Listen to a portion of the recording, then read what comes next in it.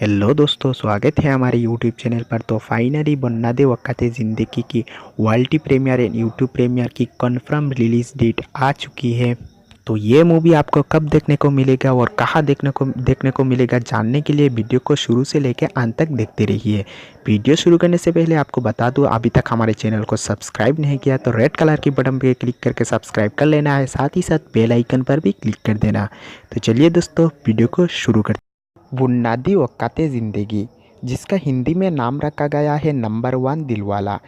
ये मूवी 2017 में आई तेलुगु का drama and action thriller movie है। इस मूवी का स्टार कास्ट में है राम पोतेनी, अनुपमा परमेश्वरन, लावण्या त्रिपाठी एंड श्री विष्णु। तो ये movie world premiere and YouTube premiere confirm हो चुकी है। ये मूवी वर्ल्ड प्रीमियर होने जा रहा है 1 फरवरी को रात 8 बजे सोनी मैक्स पर, और उसी दिन रात 11 बजे गोल्डमाइन टेलीफिल्म्स पर अपलोड हो जाएगी ये मूवी।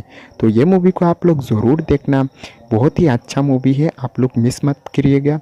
और उसी दिन रात 11 बजे भी आपको गोल्डमाइन टेलीफिल्म्स पर मिल जाएगा देखने को।